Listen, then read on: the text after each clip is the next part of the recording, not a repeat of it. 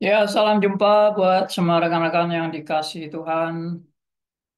Puji syukur atas anugerahnya bagi kita semua yang selalu memimpin perjalanan hidup kita di dalam jatuh bangun kita, di dalam proses didikan Tuhan dan hajaran Tuhan. Kita semua terus diperlengkapi ya, diperlengkapi. Perlengkapan senjata Allah. Dan perlengkapan senjata Allah itu adalah firman-Nya. Kita tidak diciptakan hidup hanya untuk memikirkan keegoisan kita atau menyuburkan keegoisan kita. Tapi kita diperlengkapi untuk kita berjuang demi kerajaan Allah. Dan bukan kerajaan manusia. Oke, puji Tuhan.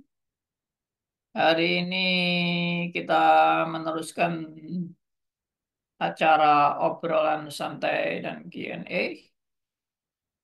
Temanya masih sama, yaitu predestinasi institusio.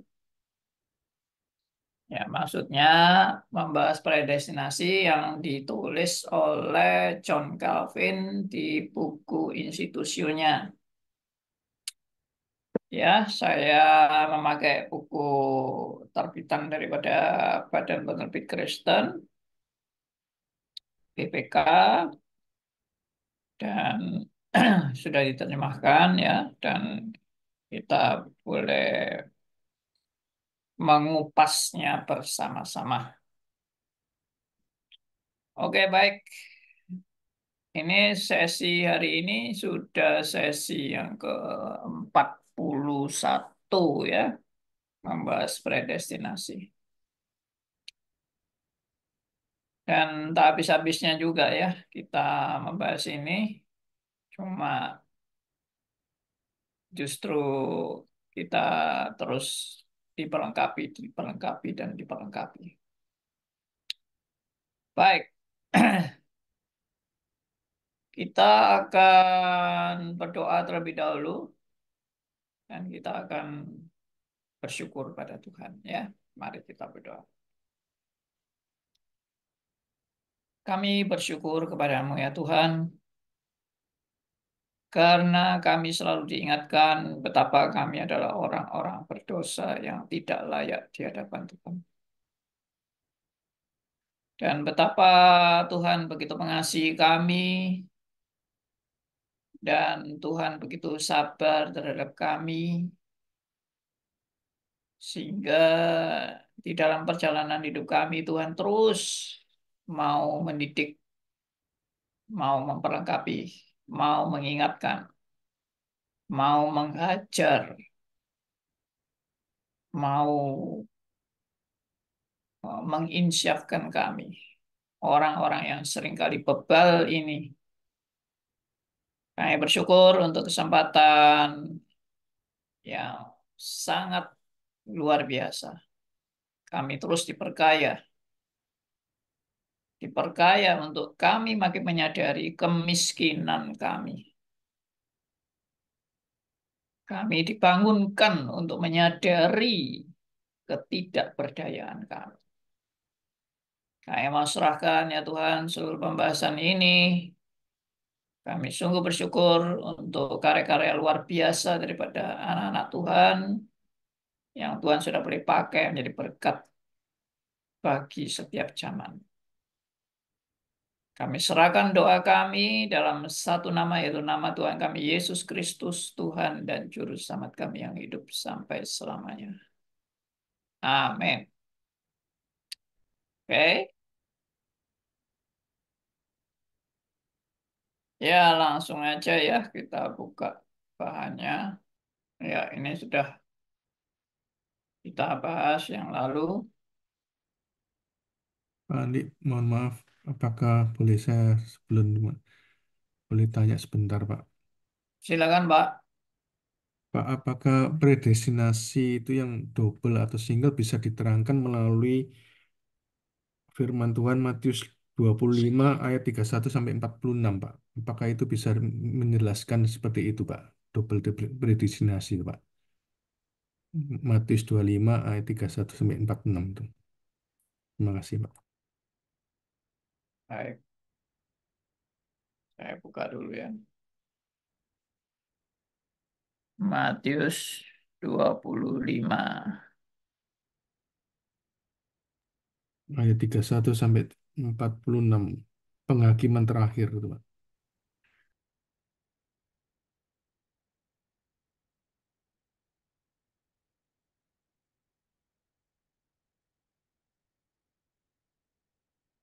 Oh iya, ini tentang penghakiman ya. Domba ditaruh sebelah kanan dan kambing-kambing sebelah kiri. Ya, lalu Tuhan mengatakan kepada mereka yang di sebelah kanan, ya, terimalah kerajaan yang telah disediakan bagimu sejak dunia dijadikan. Ya, kerajaan ya, yang telah disediakan bagimu. Oh, nih, kerajaan yang telah disediakan bagimu sejak dunia dijadikan. Jadi Tuhan itu memang sudah mempersiapkan ya untuk orang-orang pilihannya. Tapi ayat ini seringkali dibelokkan oleh orang-orang yang nggak paham konteksnya. Lalu yang seringkali dibahas itu ini, ayat 35-nya ini. Sebab ketika aku lapar, kamu memberi aku makan. Ketika aku haus, kamu memberi aku minum. Ketika aku seorang asing, kamu memberi aku tempat. Dan seterusnya, maka orang benar itu akan menjawab dia. Katanya, Tuhan, bila manakah kami melihat engkau lapar dan kami memberi engkau makan, dan seterusnya. Lalu, bila manakah kami melihat engkau sakit, dan seterusnya. Dan raja itu akan menjawab mereka, aku berkata kepadamu, sesungguhnya segala sesuatu yang kamu lakukan untuk salah seorang dari saudaraku yang paling hina ini, kamu telah melakukannya untuk aku. Nah, lalu ayat ini malah tambah diartikan keselamatan itu adalah diperoleh melalui perbuatan baik. Ya, segala sesuatu yang kamu lakukan untuk salah seorang dari saudaraku yang paling hina ini, kamu telah melakukannya untuk aku. Jadi, perbuatan baik menentukan keselamatan. Ya, itu. Jadi, ceritanya malah tambah dibalik. Dan kesimpulannya tambah ngawur. Jadi ini banyak orang-orang ini pakai ayat ini untuk menekankan aksi sosial. Kita harus memperhatikan hal-hal aksi sosial karena itu kehendak Tuhan kita melakukan aksi sosial itu dan itu mempengaruhi kita masuk surga atau masuk neraka. Waduh, tambah jadi bidat ini kalau kesimpulannya kayak gitu. Nah, saya teruskan dulu kita. Dan ia juga berkata kepada mereka yang sebelah kirinya, nyala daripada hadapanku, hai kamu orang-orang terkutuk, nyala ke dalam api kekal. Ini nyala ke dalam api kekal yang telah disedia untuk, ya maksudnya telah disediakan untuk iblis dan malaikat-malaikatnya. Nah ini kan juga putusannya sejak kekal.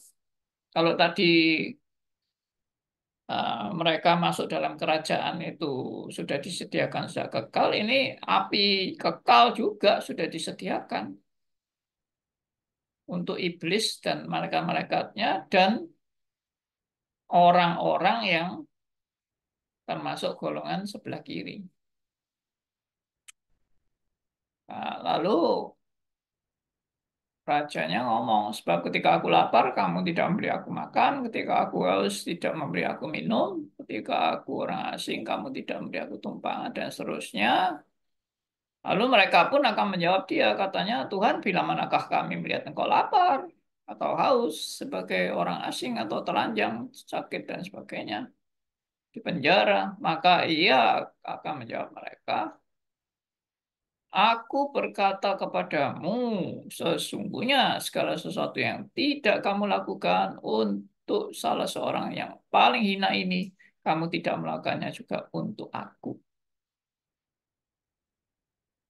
Jadi dengan demikian, kalau kita tidak berbuat amal kepada orang-orang yang membut, yang apa ya, miskin, orang-orang yang menderita, itu sama dengan kita tidak melakukan untuk Tuhan Yesus.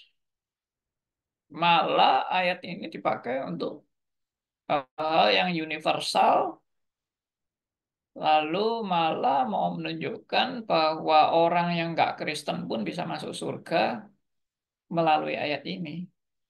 Jadi kalau kamu selalu memberi orang miskin, kamu juga menolong apa menjenguk orang di penjara, ya, kamu memberi makan orang lapar, yaitu kamu harus melakukan itu untuk Tuhan Yesus. Jadi orang yang tidak di dalam Kristus pun bisa melakukan untuk Kristus. Kalau mereka melakukan hal-hal yang sosial, maka kesimpulannya orang yang tidak di dalam Kristus pun bisa selamat. Makanya satu ayat ini aja bisa ditafsirkan ngawur amburadul kacau balau. Tapi sebetulnya sederhana banget ya, tafsiran ini sederhana banget. Apa sederhana bangetnya? Itu loh dari sejak awal. Sudah ada domba dan ada kambing. Dan ini yang selalu berkaitan dengan apa yang selalu saya tekankan dalam pengajaran saya. Bahwa orang yang diselamatkan itu adalah domba-dombanya. Dan orang yang tidak diselamatkan itu adalah kambing-kambing. Orang yang diselamatkan itu adalah gandum. Dan orang yang tidak diselamatkan itu adalah lalat. Lalu saya juga selalu menekankan ya, tidak ada peristiwa kambing jadi domba dan tidak ada peristiwa domba jadi kambing. Domba ya domba, kambing ya kambing. Ya, ya itu menunjukkan apa? Itu menunjukkan sudah sejak dalam kekekalan. Dan ini yang tadi Pak Hendarto tanya ini ya itu jawaban saya. Justru domba-domba itu tingkah lakunya dituntun sampai dia mau beraktivitas yang sesuai dengan kehendak Allah. Jadi itu yang iman tanpa perbuatan adalah mati. Nah, ini kaitannya nyambung terus kan. Iman tanpa perbuatan mati. Artinya kalau ada orang ngaku dirinya iman, saya beriman, saya beriman, saya beriman, tapi perbuatannya tidak pernah gubris tentang pekerjaan Tuhan. Perbuatannya tidak pernah memperhatikan, menolong orang yang kesusahan. Pokoknya aku bahagia, aku senang. Ya. Selama hidupnya dia tidak pernah peduli dengan hal-hal yang bernilai rohani. Ya orang kayak gini ini tanda-tanda bukan orang pilihan. Kalau orang pilihan, dia pasti ada kerinduan. Kalau dia ini adalah domba, ya pasti dia bertingkah laku seperti domba. Nah, kalau kambing ya bertingkah laku seperti kambing. Ya, nah itu aja. Sederhana kan? Termasuk perumpamaan gandum dan lalang.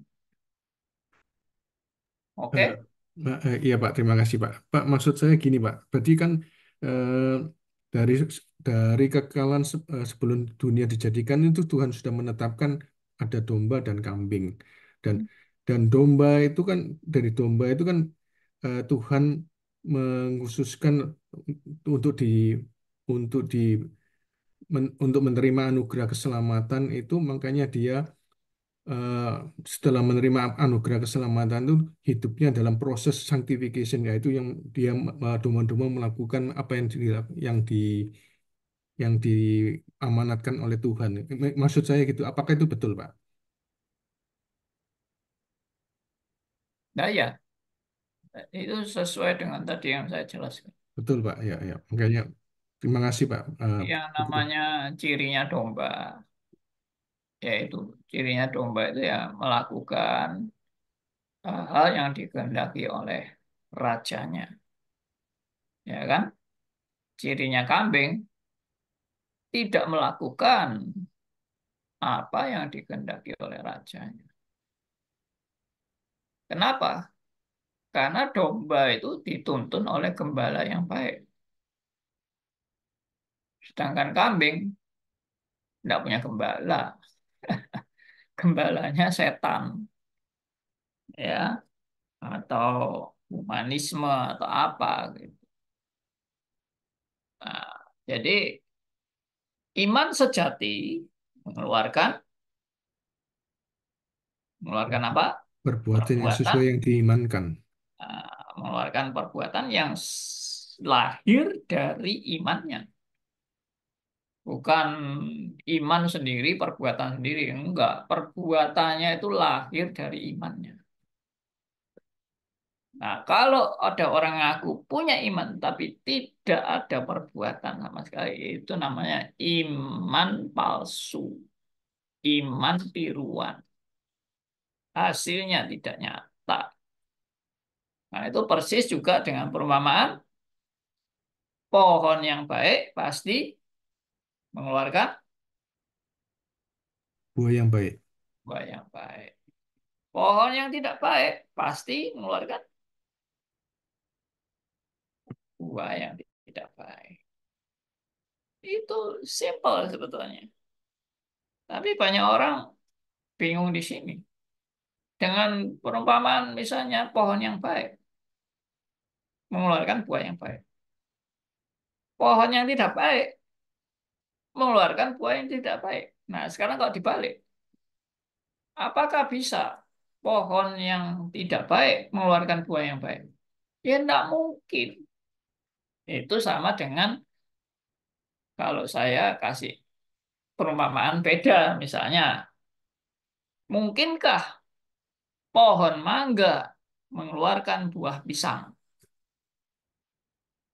Loh, ya, nah, mungkin. Betul nggak? Pernah Anda melihat keajaiban alam ya toh? Pohon mangga mengeluarkan buah pisang. Wah, kecuali pisangnya ditempelkan ya toh. Ya itu sudah, itu simpel banget kan. Kamu ini loh, pohon yang mana kamu? Ya, saya harap ini jelas sekali. Terima kasih, Pak, atas penjelasannya. Hmm. Oke, nanti kita sampai ke sana kok ya. Penjelasannya itu sampai di sana.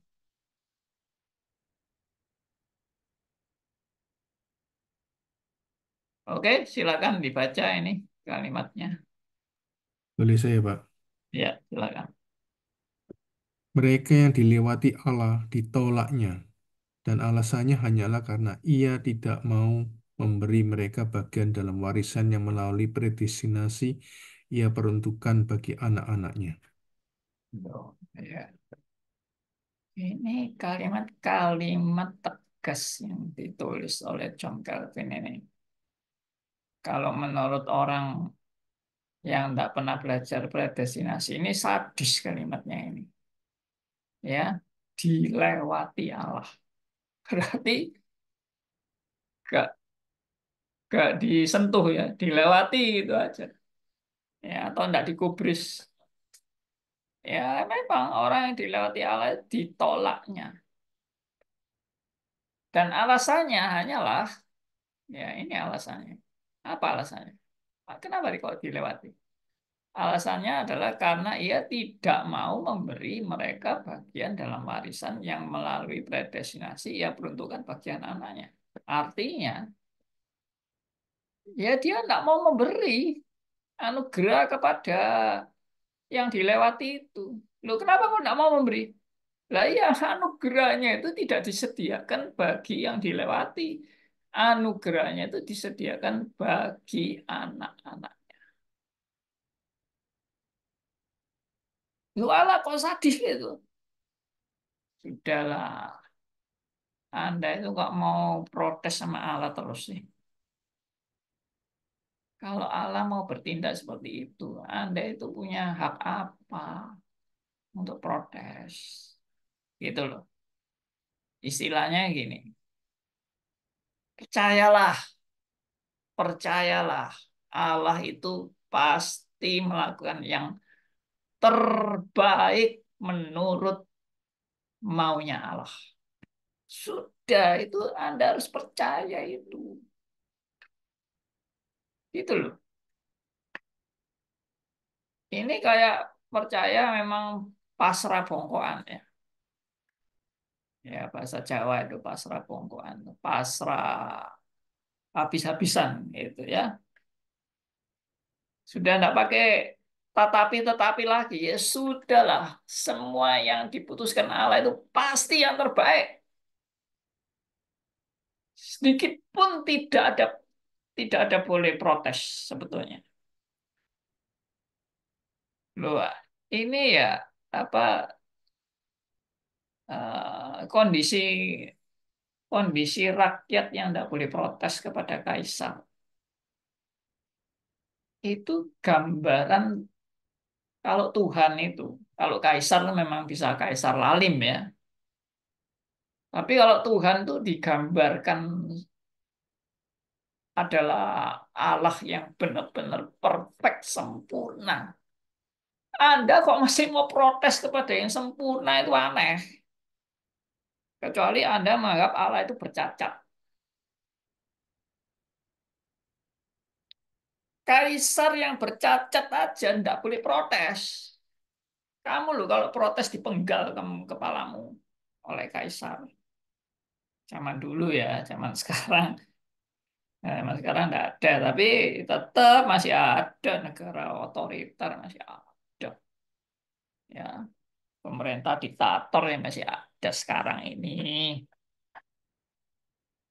Ya, tapi itu gambaran kaisar yang sudah kedudukannya itu sudah mutlak dia kaisar, dia berhak mau bikin apa saja yang tidak benar menurut menurut dia benar, dia lakukan. Itu yang pernah saya cerita itu loh. Ya, ada sepasang cewek dan cowok yang mau menikah. Lalu rajanya ngelihat ceweknya oh, cakep. Wah, besoknya mau menikah ini. Ketemu raja ceweknya. Kamu malam ini tidur sama saya. Sudah cowoknya ndak bisa apa-apa, cowoknya ndak bisa protes. Sampai sehebat itu kuasa kaisar. Ya ini zaman dulu ya. Saya pernah nonton itu film-film model gitu itu. Ya, zaman Romawi, Kekaisaran Romawi ya, yang gila-gila itu. Kalau nggak salah filmnya namanya Caligula atau apa. Iya, benar. Itu film paling serem itu. Itu pernah nggak salah Bu.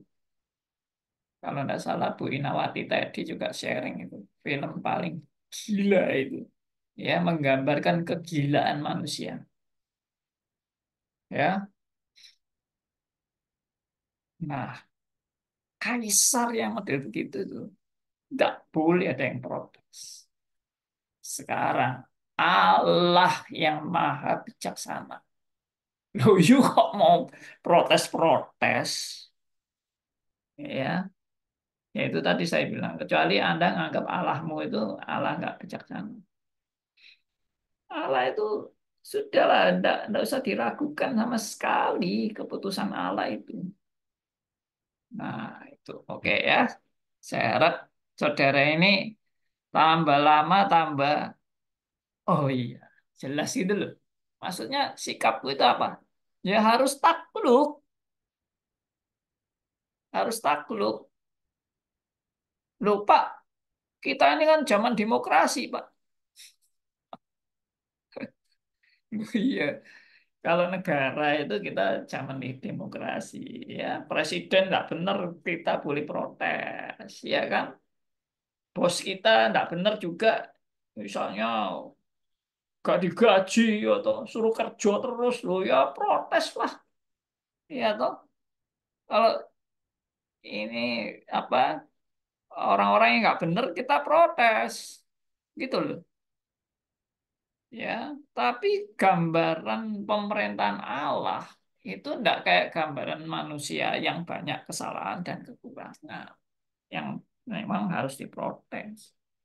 Gambaran Alkitab tentang Allah itu mutlak, berdaulat, sempurna, tak bercacat, rencananya yang terbaik, sudah nurut aja. Istilahnya gitu, yaitu pasrah bongkoan itu. Maksudnya wis percayalah ya. Sebetulnya ini tidak jauh-jauh juga dari hidup Anda dan saya.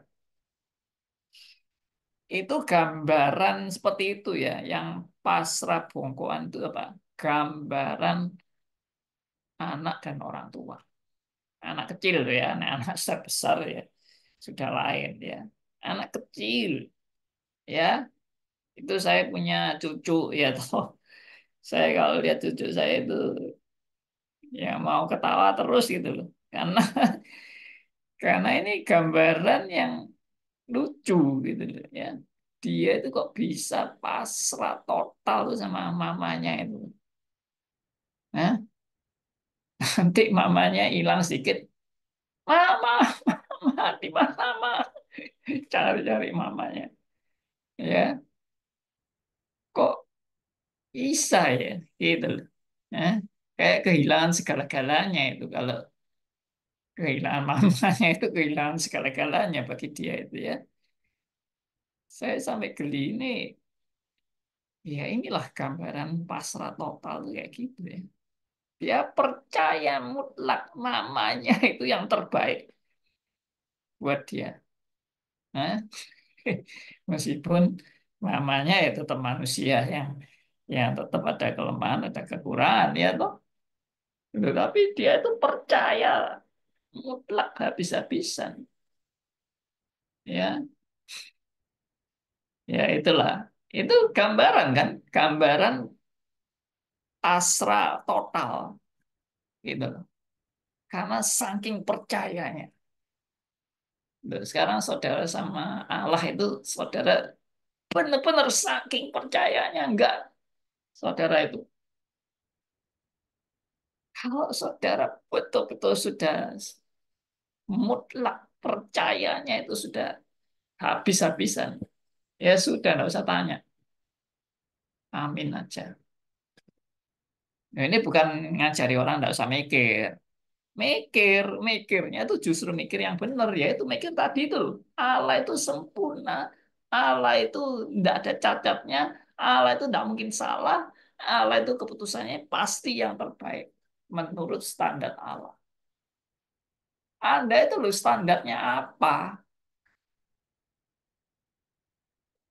Kalau standar Allah dibandingkan standar Anda itu apa? Standar Allah itu apa?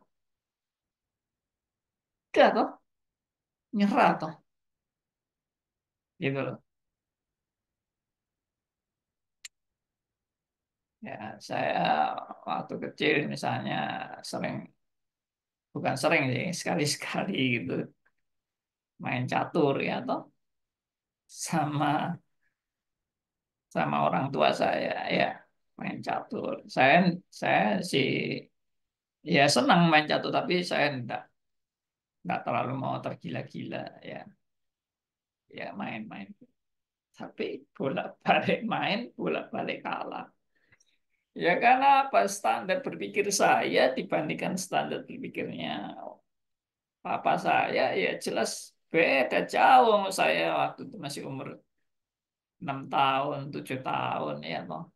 Mau melawan orang tua saya main catur ya kalah terus. Ya akhirnya ya pasrah wes ya orang tua aku memang yang berhak menang. Aku jelas jauh. Nah, itu loh. Maksudnya akhirnya kita berserah total kan. Dengan Tuhan tuh kita berserah total. Ya. Untuk zaman sekarang itu memang nggak disukai itu berserah total itu. Nggak bisa Pak.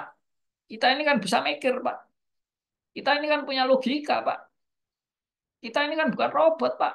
Waduh. Ya wis terserah kamu lah. Kamu mau senangnya yang gimana gitu. Kalau kamu tidak percaya Allah itu yang paling mutlak, Allah itu yang paling sempurna, Allah itu yang paling berotoritas, Allah itu yang tidak mungkin juga salah. Kalau kamu tidak mau percaya itu ya silakan ragukan Allah terus. Nah, Alkitab itu ngajari saudara dan saya apa? Tidak meragukan Allah. Ya, satu mikroinci pun tidak meragukan Allah. Satu mikrodetik pun tidak meragukan Allah. Itu yang kita ajarkan. Masa ada kita mengajarkan? Hendaknya engkau meragukan Allah. Karena kehendak Allah tidak selalu baik untuk Anda. Ya, Anda harus waspada terhadap Allah.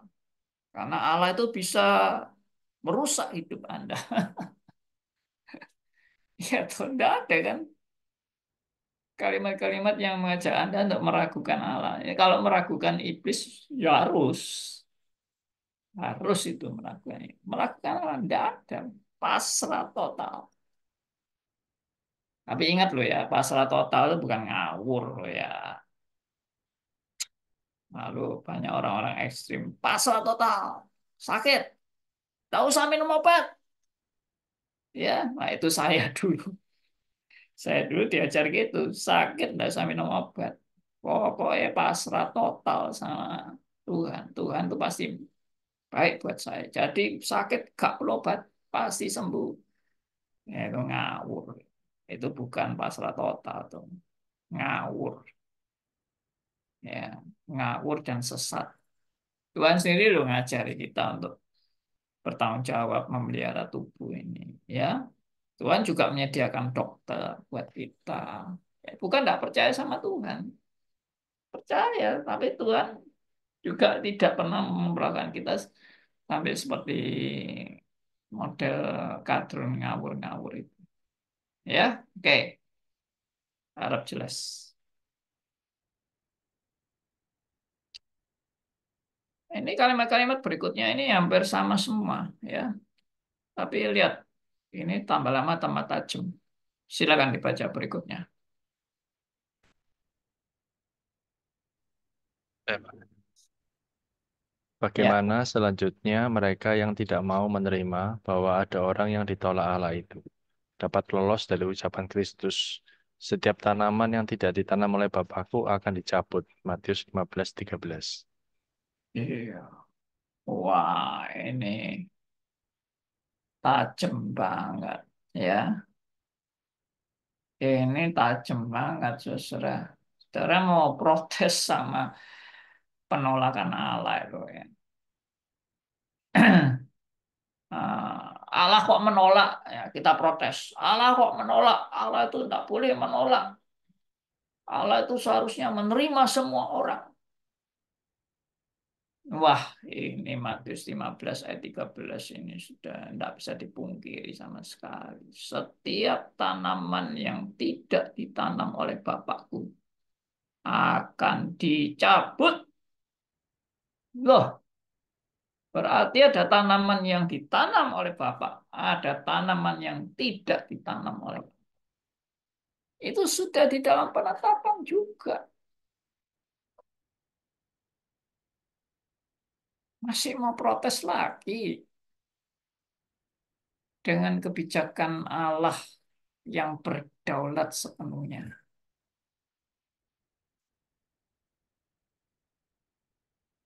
Saya masih ingat, ya, meskipun masih ada orang yang salah nangkap dengan penjelasan saya ini. Ya, seorang teolog yang berkata, kalau kita ini sudah dalam posisi sampai sedemikian pasrahnya kepada Tuhan, ya, pasrah total itu pasrah bongkoan itu ya, sampai sedemikian totalnya kita pasrah kepada Tuhan. Apapun keputusan Tuhan itu bagi kita, saya tahu itu yang terbaik bagi kita. Sampai-sampai ya ini sampai-sampai ini ngawur sebetulnya ya. Tapi itu menunjukkan saking percayanya sama Tuhan. Dia bilang kalau sampai Tuhan itu menetapkan saya masuk neraka, itu pun keputusan yang terbaik dari Tuhan bagiku. Aku belajar tidak protes. Artinya, karena itu yang terbaik, saya terima. Biarpun aku harus masuk neraka. Sampai istilahnya gini loh. Aku itu mau terima keputusan Tuhan tuh kalau bagi aku menguntungkan, ya aku mau terima. Tapi kalau bagi aku tidak menguntungkan, ya aku gak mau terima. Nah, itu kan berarti kan aku masih meragukan keputusan Allah itu mana yang untung buat aku, mana yang merugikan aku. Aku aku nggak percaya dengan keputusan Allah itu. Aku tidak percaya bahwa itulah seadil-adilnya Allah, itulah sebijak-bijaksananya Allah. Sampai-sampai kalau sudah sampai sepasrah total tadi itu, sebijaksananya Allah sudah menetapkan aku masuk neraka. Itu pun yang terbaik yang Tuhan putuskan. Sampai segitunya. Dan itu pun yang akan dialami oleh orang-orang yang sudah ditetapkan binasa. Karena nanti di akhir akhir zaman di pengadilan tidak ada orang protes, ya toh. Kalau tadi kan perumpamaan tadi kan tanya loh, lu kapan kami bertemu dengan Tuhan? Ya itu maksudnya dia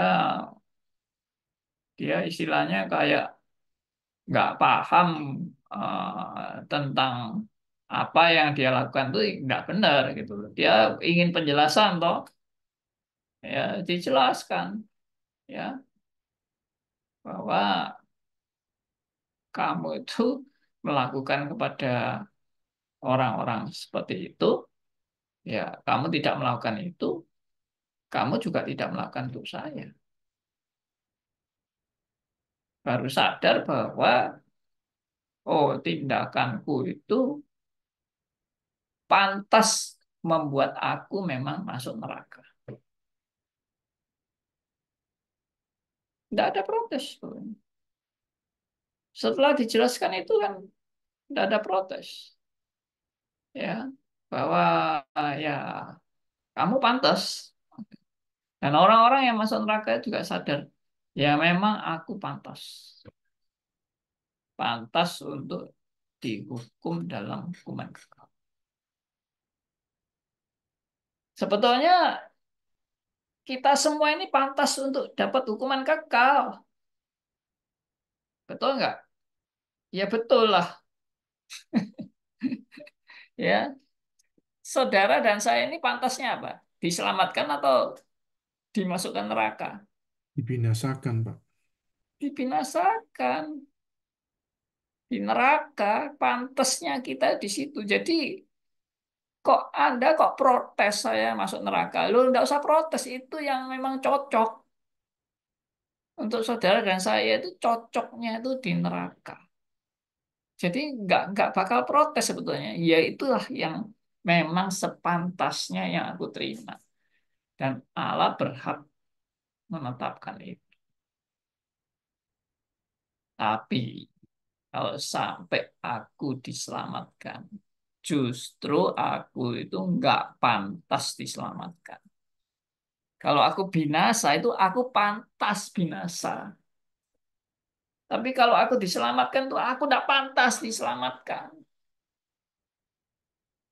Oh, lucu kan? Orang-orang yang suka protes-protes, kenapa Tuhan menolak? Kenapa Tuhan menolak? Anda itu nggak usah protes kalau Tuhan menolak. Karena itu apa? Sepantasnya ditolak. Ya, ini hukumnya terbalik semua. Orang-orang yang protes Tuhan kok menetapkan masuk neraka. Loh, sepantasnya Anda dan saya semua ini ya masuk neraka sepantasnya. Tapi Tuhan mau menunjukkan belas kasihan dan anugerah. Ya itu aja. Itu namanya amazing grace. Ya, oke? Ya, lanjut. Ya, kita kalau dengar kalimat-kalimat gini ini kaget ya. Setiap tanaman yang tidak ditanam oleh Bapakku akan dicabut. Dah finish. Selesai. Sudah, tidak usah protes. Ya, oke. Berikutnya silakan.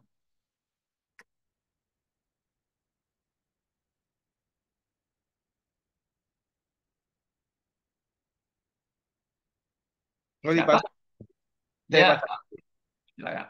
Dan jika mereka tidak berhenti membantah, maka semoga kesederhanaan iman puas dengan anjuran Paulus bahwa Allah menaruh kesabaran dan kelembutan yang besar terhadap benda-benda kemurkaannya yang telah disiapkan untuk kebinasaan, justru untuk menyatakan kekayaan kemuliaannya atas benda-benda belas kasihannya yang telah dipersiapkannya untuk kemuliaan.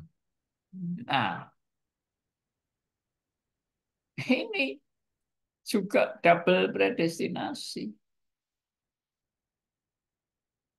Ya, kadang-kadang saya juga heran ya. Orang-orang sudah baca ayat ini masih ngotot aja menolak double predestinasi. Ini loh sudah amat sangat jelas benda-benda kemurkaannya yang telah disiapkan untuk kebinasaan. Lalu ada benda-benda belas kasihannya yang telah dipersiapkannya untuk kemuliaan. Satunya dipersiapkan untuk kebinasaan, satunya dipersiapkan untuk kemuliaan. Ini double predestinasi. Ya. Jadi mau bantah apa lagi? Ya, ini loh Allah kok dibantai terus. Heran. Nggak usah bantah lah. Kamu apa? Tunduk aja. Amin aja. Karena keputusan Allah itu memang nggak mungkin salah. Saya dulu pernah ya khawatir dalam masa-masa saya masih Arminian ya. Saya pernah khawatir tuh nanti di dalam pengadilan itu nanti jangan-jangan Tuhan itu menghakimi aku itu salah menilai Tuhan tuh kan ya salah menilai ya. Aku ini mestinya masuk surga malah divonis masuk neraka. Waduh, gimana ini penilaian Tuhan? Ya itu tidak mungkin ya. Tuhan salah menilai itu kan tidak mungkin. Ya, pasti 100% sudah tidak mungkin salah. Ya, Oke, jadi Allah menaruh kesabaran dan kelembutan yang besar terhadap benda-benda kemurkaan. Loh, kenapa kok benda kemurkaan kok diberi kesabaran dan kelembutan? Nah, ini bahasa antropomorfis ya, bahasa simbolik, bahasa simbolik. Nah, coba Anda menafsirkan apa ya? Kok dikatakan menaruh kesabaran dan kelembutan yang besar terhadap benda-benda kemurkaannya. Ini ada yang menafsirkan, ya ini loh tanda kalau Tuhan itu masih serius mau menanti pertobatan orang-orang yang sudah ditetapkan binasa. Dia sabar dan lembut, jadi dengan kelembutan yang besar terhadap benda-benda kemurkaannya. Siapa tahu kalau dengan kesabaran itu terus benda-benda itu bertobat, benda-benda kemurkaan ini bertobat jadi benda-benda belas kasihannya. Coba siapa yang mau menjelaskan? Ayo, ya. Allah menaruh kesabaran dan kelembutan yang besar terhadap benda-benda kemurkaannya. Kenapa? Kenapa benda-benda kemurkaan dikasih kesabaran dan kelembutan yang besar? Ayo, ada yang mau bicara? Supaya nanti tidak ada alasan bagi mereka untuk maksudnya excuse bahwa oh Tuhan gini-gini belum apa. Jadi dikasih kesempatan gitu, sabarin. Gitu. Bagus sekali. No excuse. Ya, kamu sudah dikasih kesempatan. Oke, apalagi?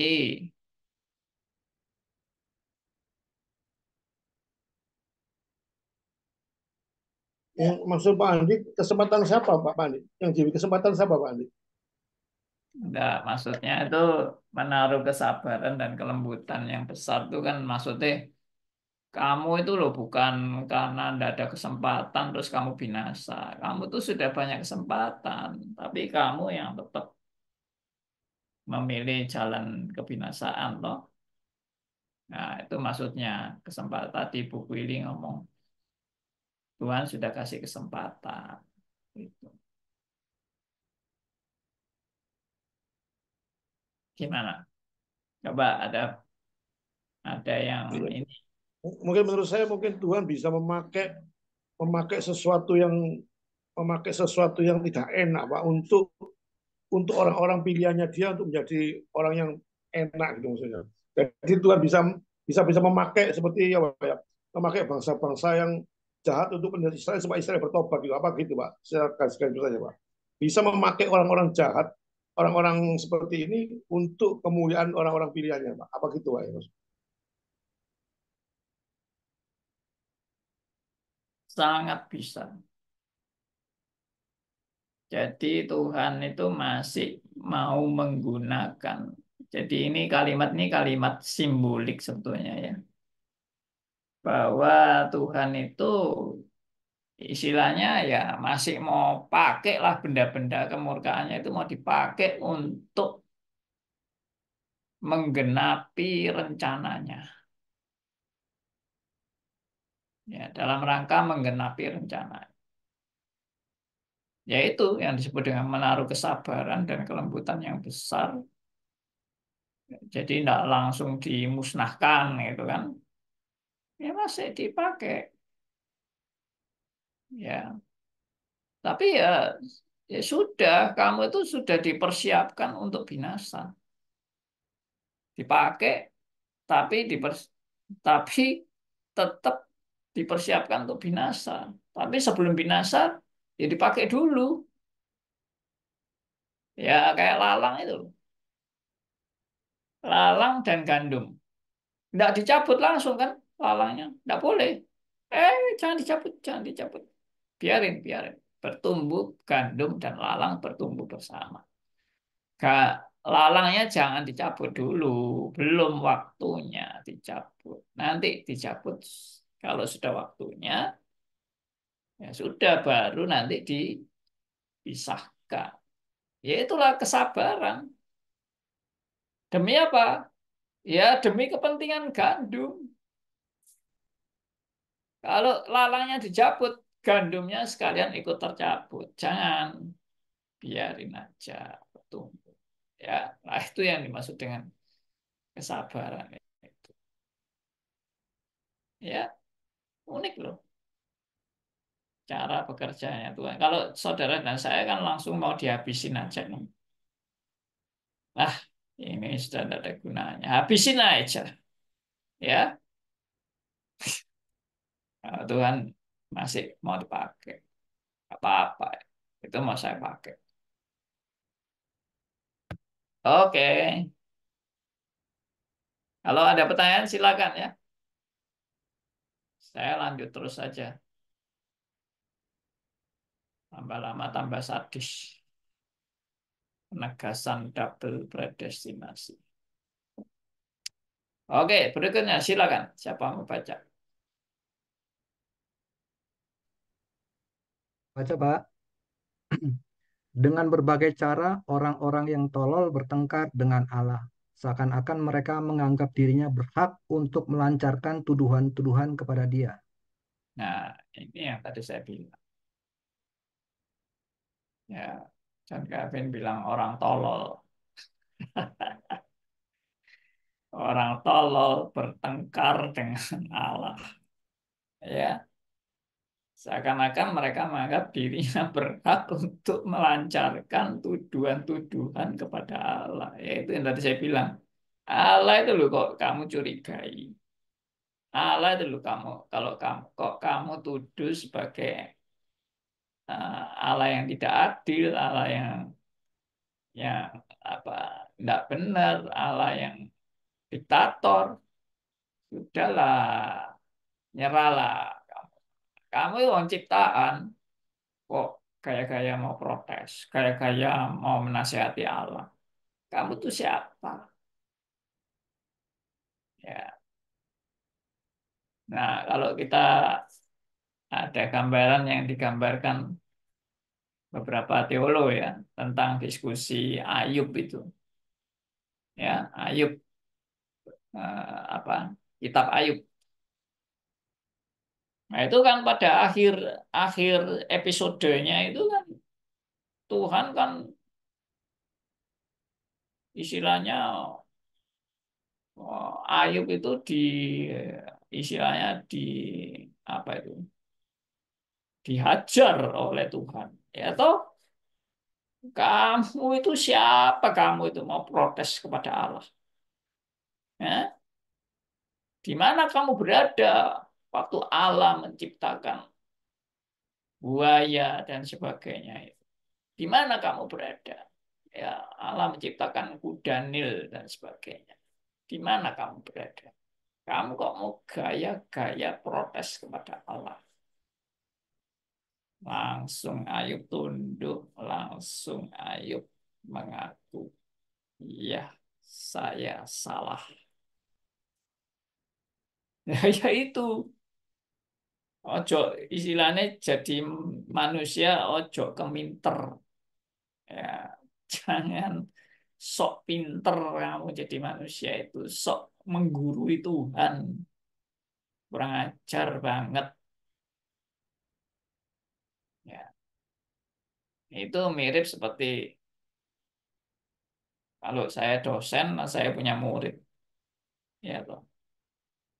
Lalu saya ngajari dia. Dia dari nggak ngerti apa-apa tentang tulip, saya ajari. Tulip itu begini, T itu bagaimana, U bagaimana, L bagaimana, dan seterusnya. Wah, dia akhirnya menguasai tulip. Setelah menguasai, wah dia yang malah kritik saya.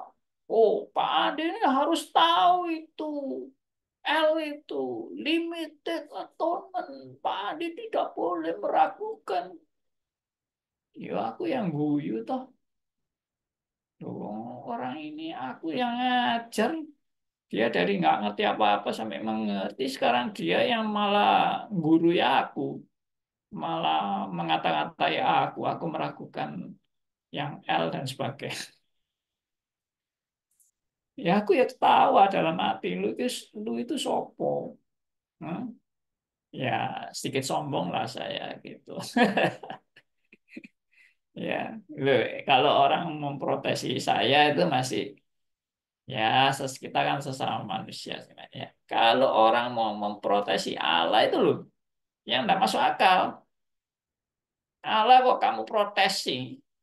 Ya, itu seperti tadi kamu tuh lo belajar sama gurumu. Sekarang gurumu itu mau lawan mau kamu tuh dulu gak ngerti apa-apa kok. Kecuali gurumu memang salah ya. Kalau gurumu memang salah ya harus ditegur, diingatkan.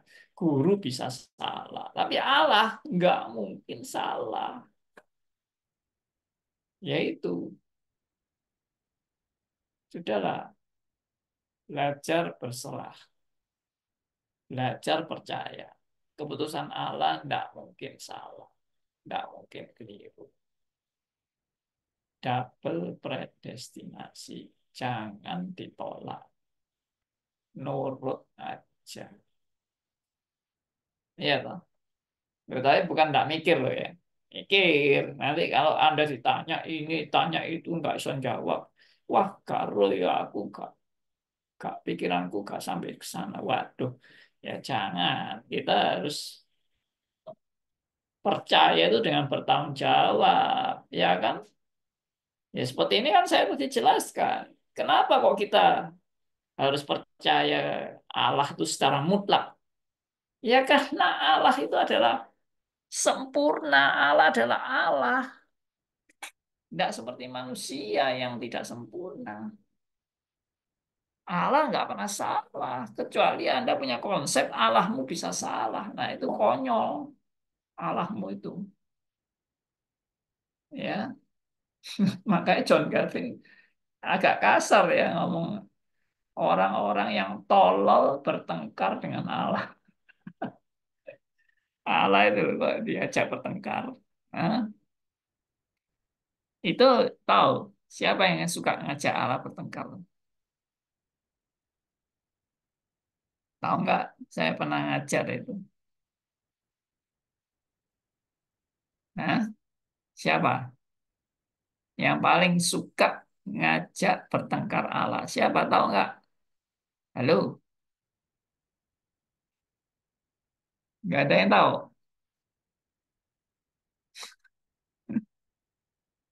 Yang paling Iblis. oh bukan, iblis nggak berani bertengkar sama Allah. Tapi ini ada yang berani nih ngajak Allah bertengkar. Ayo, Orang yang coba. nggak ngerti firman Tuhan, Pak. Hah? Orang yang nggak ngerti firman Tuhan Oh suka ngajak enggak, Itu ini ada yang orang. jawab Yunus, Pak. Hah? Yunus. Yunus. Ya, Yunus agak protes-protes sedikit itu. Tapi Ahli ada yang Taurat, Pak. lebih nyata. Ahli Taurat, Pak. Nah, ahli Taurat tuh nggak mau berkelahi sama Tuhan. Apa? Yakub ya, Pak? Pak. Ya, aku bukan. Siapa? Siapa? Abraham, Pak. Hah? Siapa? Abraham katanya, Abraham. Abraham. Oh, bukan bertengkar itu tawar-tawaran. Nggak bertengkar. Ini kok jadi lupa semua ini ya. Bapak pemuda kaya tuh Pak, mungkin Pak ya, bukan Pak? Kan, itu cuma tanya kok. Sudah, katok. Lupa Pak, lupa Pak. Yang paling suka bertengkar dengan Allah adalah bangsa Israel.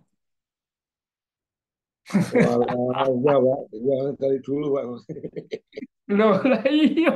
Tadi kok enggak jawab bangsa Iya, Israel. iya. Ya. Iya, dari dulu juga tukaran. Itu Paris, yang orang paling Paris ya, jago Pak. itu Orang bertengkar dengan Paris. Allah. Ya, gak terima, protes ya toh. Itu bangsa Israel itu. tegar tengkuk, keras kepala. Itu sampai Tuhan tuh loh yang kasih stempel Israel itu keras kepala, tegar tengkuk. Ya toh. Bangsa yang bebal. Waduh, luar biasa. Padahal Allah begitu dekat dengan mereka. Ya, makanya kita jangan bertengkar dengan Allah ya. Kalau Anda tidak setuju double predestinasi, ngamuk-ngamuk, lalu protes, gak terima sama Tuhan itu itu loh. Ini John Calvin bilang orang-orang yang tolol bertengkar dengan Allah. Seakan-akan mereka menganggap dirinya berhak untuk melancarkan tuduhan-tuduhan kepada dia. Wow. Ya, itu kalau sekarang ini Jokowi dituduh macam-macam nih, Jokowi masih sabar ya. Kalau dulu zamannya Pak Harto langsung lenyap orangnya. Ya, langsung lenyap ini. Ya. Ini berani-berani nuduh Allah ya. Luar biasa. Oke, lanjut.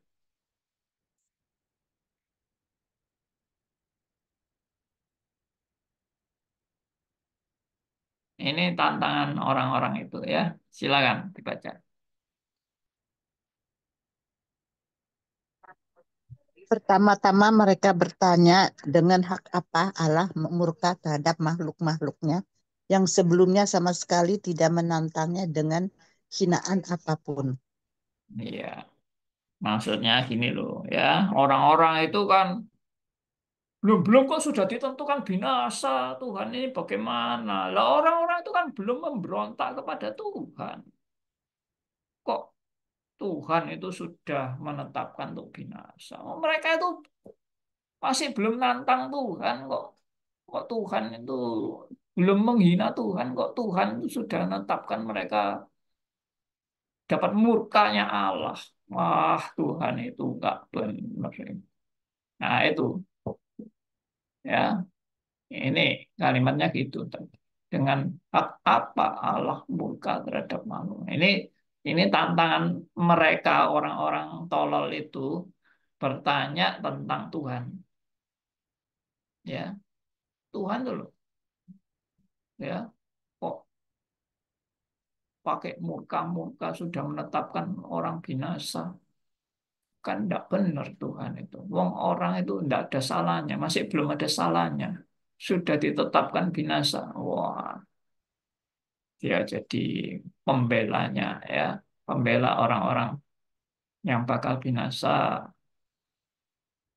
Oke, lanjut. Ikut,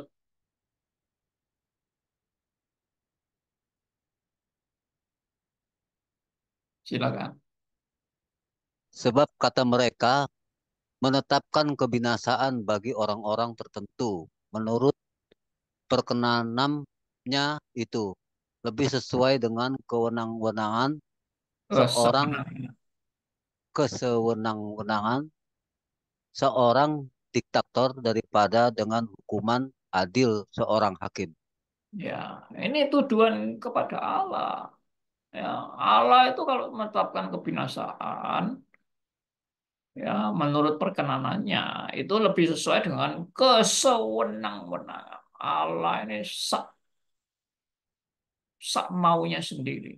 Ya, kesewenang-wenangan. Seorang diktator, nah ini menuduh Allah diktator. Daripada dengan hukuman adil seorang hakim. Nah, kalau pakai hukuman adil itu kan lebih manusiawi, bukan menetapkan kebinasaan. Ini orang-orang ini protes, protesnya. Ini kalimat-kalimatnya ini kalimat-kalimat protes ini. Silakan lanjut.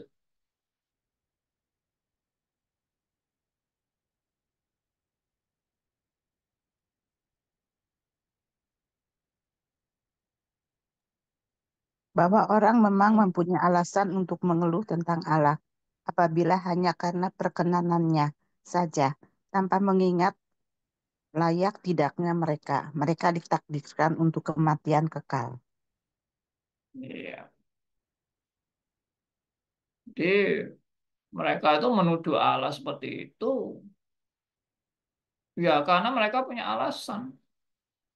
Alasannya ya itu tadi, Allah itu kok sewenang-wenang tadi itu loh, ya toh. Memurkai orang itu sewenang-wenang Allah itu. Allah itu kok ndak manusiawi istilahnya gitu loh. Tidak manusiawi untuk menghargai seseorang yang harus dilihat dulu, ya jangan belum-belum sudah ditetapkan binasa, ya. Nah, jadi memang alasannya memang bagus ya, orang-orang yang membela ini kelihatannya wah jadi pembela-pembela ya terhadap orang yang akan binasa. Jadi Allah itu gak logik itu, tidak logik itu, tidak ada dasar itu Allah untuk menetapkan orang binasa ya. Mereka itu memang layak atau tidak layak, tidak dipertimbangkan, tapi langsung ditetapkan kematian kekal. Wah, gimana Allah seperti ini? Nah, itu tuduhan-tuduhan orang. Jadi ini John Calvin menulis keberatan-keberatan dan tuduhan-tuduhan orang terhadap Allah kalau Allah itu menetapkan orang binasa. Ya, lanjut. Bentar, silakan.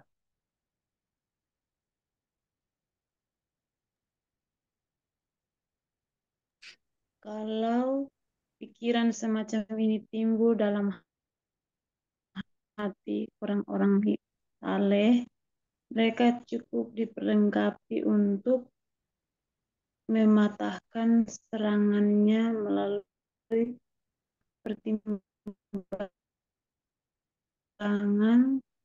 yang satu ini, mengajukan pertanyaan-pertanyaan tentang alasan-alasan kehendak ilahi.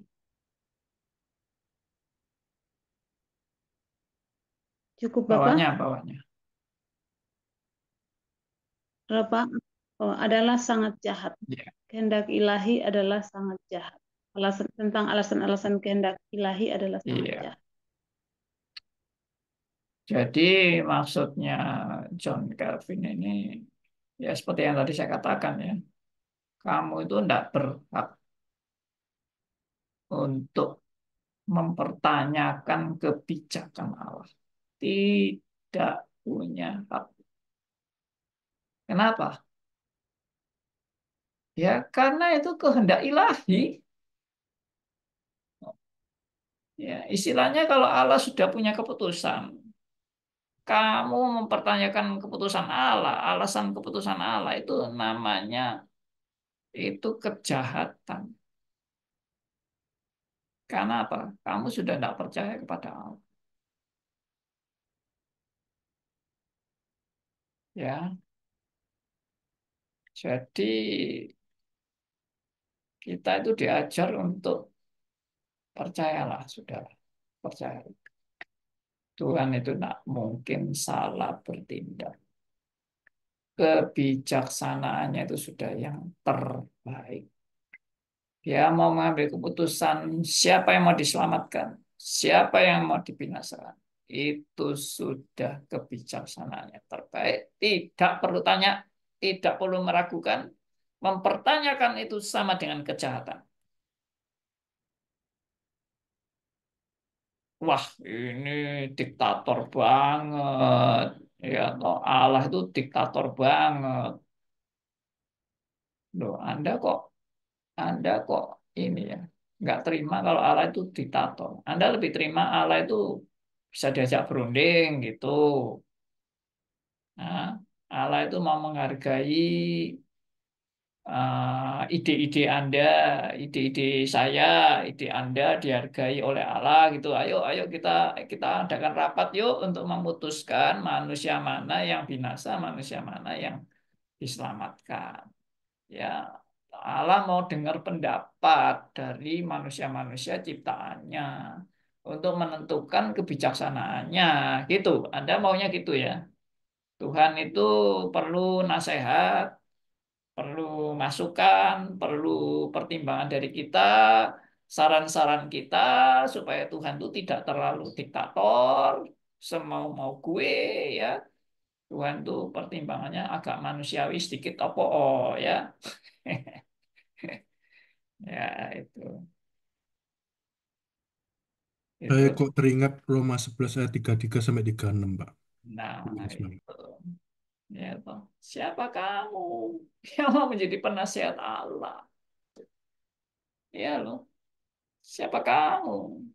Kok kamu itu mau lebih pintar dari Allah? Itu loh. Nah, ini sulit memang bagi kita itu sulit. Kenapa? Karena kita itu diajar untuk kalau enggak benar ya protes. Gitu kan. Kalau enggak benar ya protes. Kalau kalau ini apalagi ini zaman demokrasi sekarang, ya Pak. Ya, kalau pemerintah nggak beres ya protes. Bahkan presiden nggak beres protes. Ya, Pak. Sampai yang protes-protes pun nggak mikir ya protes. Protes tanpa mikir.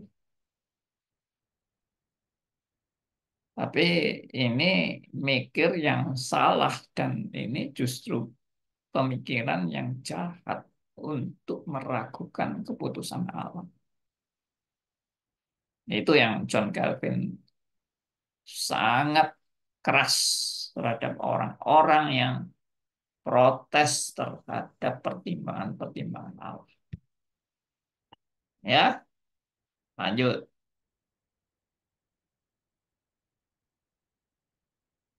Ternyata bicara predestinasi itu panjang lebar. Silakan, siapa yang belum membaca? Kehendak Tuhan menjadi aturan tertinggi dari keadilan. Sedemikian rupa hingga barang apa yang dikehendakinya harus dianggap adil. Justru karena dikehendakinya lah. Yes. Nah, ini yang John Calvin tekankan sebagai hal yang mutlak. Ya, istilahnya kedaulatan penuh. Tidak bisa diutak-utik. Hak prerogatif. Presiden aja punya hak prerogatif. Apalagi Allah. Gak main-main hak prerogatifnya Allah. Ya, sekali lagi, kehendak Tuhan menjadi aturan tertinggi dari keadilan. You pikir Allah tidak adil? Oh, jangan meragukan keadilan Allah. Allah itu kalau ngambil keputusan pasti adil, 100% adil. Meskipun bagi kita nggak adil. Menurut otak kita nggak adil. Bagi Allah, itulah keadilan seadil-adilnya. Melebihi segala keadilan manusia. Ya, sekali lagi, kehendak Tuhan menjadi aturan tertinggi dari keadilan. Sedemikian rupa hingga barang apa yang dikehendakinya harus dianggap adil. Justru karena dikehendakinya lah. Istilahnya apa? Kalau Allah sudah berkehendak, itulah kehendak yang 100% benar, 100% adil, 100% sempurna. Tidak ada yang perlu diragukan. Karena apa? Kehendaknya.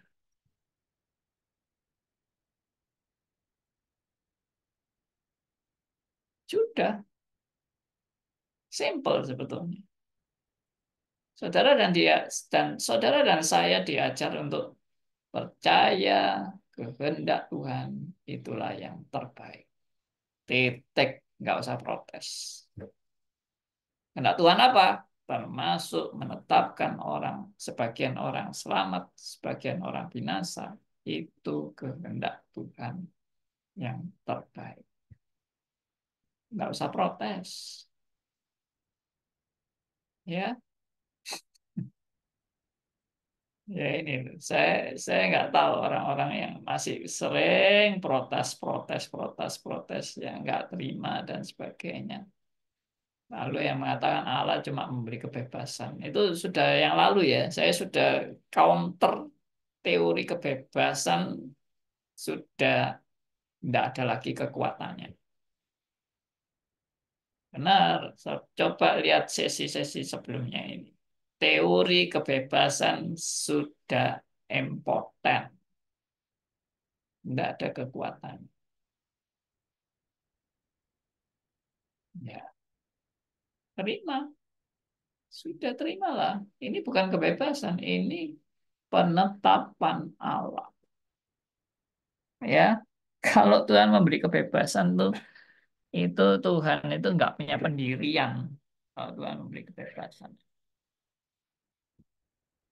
itu kayak Tuhan itu pelin-pelan, Tuhan terombang-ambing oleh keputusan manusia, ya keadaan manusia tidak punya planning yang jelas, tidak dari alfa sampai omega, ya tidak tahu ini mau jadi apa, ya nggak tahu, tergantung, semua tergantung manusia. Ngaco benar. Yang benar adalah semua ada di dalam penetapan Allah yang sempurna, tidak bercacat, tidak ada kesalahan, tidak ada kekeliruan, tidak ada kelemahan dari seluruh rancangannya yang sempurna. Itu. Wah, ini kalau kita sudah nangkep ini, ya nancep di pikiran kita. Tidak sulit untuk menerima manusia jatuh dalam dosa, ada di dalam penetapan Allah. Tidak sulit. Ya, kalau masih sulit ya, ya memang perlu waktu mungkin ya, perlu waktu untuk merenungkan kebenaran-kebenaran ini. Oke, sekarang sudah kurang 5 menit. Kalau ada mau komen, mau tanggapan, pertanyaan, silakan. Kalau ada. Ada yang tanya di chat, Pak. Oh ya, oke oke, coba saya baca.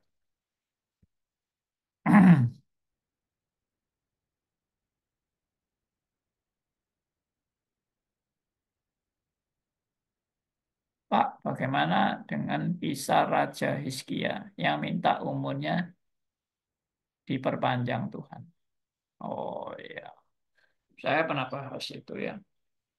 Gampang jawabannya. Tuhan itu sudah tahu nggak kalau Hizkia bakal nangis-nangis? Tuhan tuh sudah tahu nggak kalau Hizkia bakal minta diperpanjang umur? Tuhan itu sudah tahu nggak kalau bakalnya Tuhan memang akan tanda petik mengabulkan permintaan Hizkia?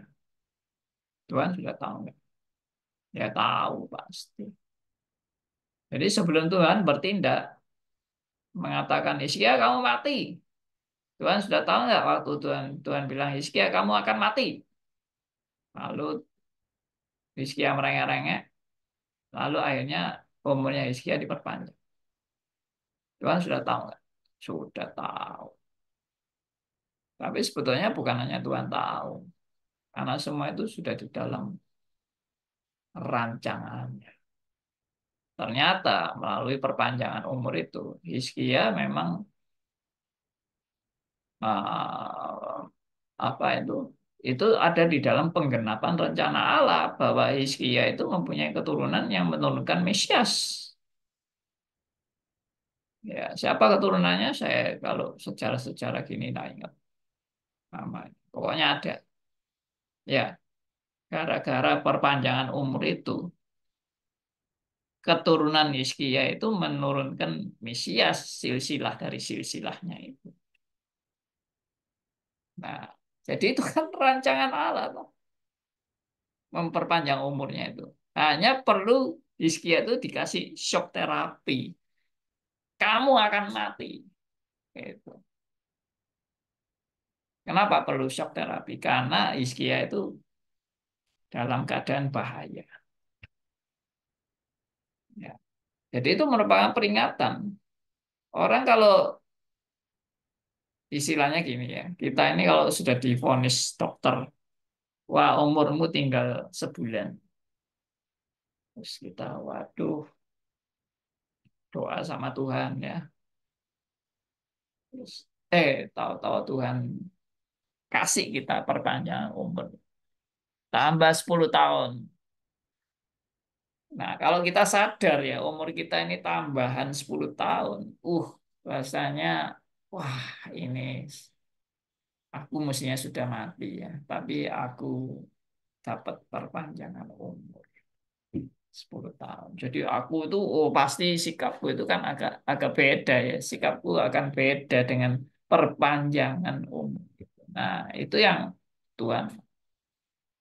Cuma ya Hizkia tetap akhirnya jatuh juga setelah itu. Tapi sudah diperingatkan. Ya, semua itu mungkin gini pikirannya. Loh, percuma lah. Sudah diperingatkan tetap jatuh. Enggak percuma. Diperingatkan aja masih jatuh. Apalagi tidak diperingatkan. Tambah double-double. Ya. Jadi kita mikirnya itu selalu pasti ada maksud Tuhan di balik semua ini. Ya, ya itu. Jadi sebetulnya itu bukan Tuhan yang merubah keputusan. Tidak, Tuhan itu sudah mempersiapkan umurnya Hizkia sampai seberapa. Demikian juga umur saudara dan saya. Ya, kalau saudara dan saya masih hidup sekarang, itu itu bisa kita pahami dengan istilahnya saya bisa saja sebetulnya saya sudah seharusnya mati, tapi Tuhan tuh masih kasih saya bonus. Ini cuma pikiran sendiri ya, pikiran sendiri. Bukan Tuhan tuh kayak gitu, bukan. Tapi ini pikiran kita sendiri. Sebetulnya yang namanya apa ya, namanya perpanjangan umur itu sebetulnya itu bukan begitu pemikirannya, bukan perpanjangan umur, tapi tiap langkah dalam hidup kita itu adalah merupakan suatu anugerah daripada Tuhan. Ya, tiap aku bangun tidur, aku masih diberi hidup sama Tuhan. Dan hidup yang aku mau jalan ini adalah hidup boleh melaksanakan apa yang Tuhan mau. Ya, hidupku boleh jadi berkat, hidupku boleh menjalankan misi kerajaan Allah, hidupku boleh dipakai untuk kemuliaan bagi nama Tuhan, ya toh, hidupku boleh mengerjakan pekerjaan pekerjaan Allah, ya misi kerajaan Allah, ya toh.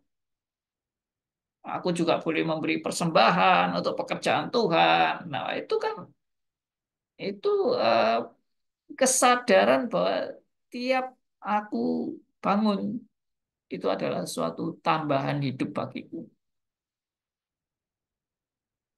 Saya ini beberapa kali bangun dari tidur itu seperti kayak, loh, aku di mana ini ya? Bisa gitu bisa. Nah, ini mungkin tanda-tanda sudah mulai mulai ini ya, usur ini ya. Bangun-bangun tuh bisa, loh, aku di mana ya? Kok aku rasanya tempatku tadi mimpi itu enggak di sini tadi. Nah, bisa gitu ya. Jadi kayak, kok aku bisa di sini ya? Kenapa ini? Aku kok bisa di sini? Nah, jangan-jangan orang yang tidur terus kebablasan dipanggil pulang oleh Bapak di surga, ya mungkin bisa gitu ya. Nanti tiba-tiba, loh aku kok sudah enggak bangun tidur, kok sudah lain ini aku ini ya, di tempat lain ini. Gitu. Jadi itu maksudnya menjalani hidup dengan menyadari ya, setiap aku memulai hidup ini itu adalah anugerah Tuhan. Karena suatu saat aku sudah tidak melanjutkan lagi di dunia ini. Aku sudah selesai dan aku sudah di tempat yang berbeda. Ya, ya itulah hidup kita. Ya, sekarang ini masih ada perpanjangan ini. Anggap aja dengan Anda dan saya sekarang ini masih hidup, itu adalah perpanjangan yang daripada Tuhan.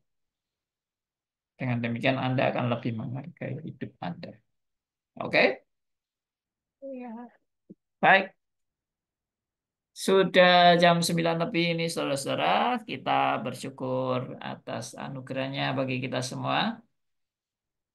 Dan kita akan tutup dalam doa. Ya, silakan. Yang mau tutup dalam doa, saya boleh minta Pak Wendy ya. Pak Wendy, standby. Pimpin kita dalam doa, Pak Wendy. Mana ini Pak Wendy-nya ini? Ada Pak Andi. Oh, mari, Ya, mari, silakan pimpin doa. mari kita berdoa. Kami mengucap syukur Tuhan untuk malam ini kami boleh diberikan waktu untuk belajar akan kebenaran firman-Mu. Biarlah hari-hari kami diisi akan kebenaran-Mu, pimpinan penyertaan-Mu. Biarlah kami boleh belajar dan belajar untuk semakin dekat kepadamu ya Tuhan, mengenal akan firman.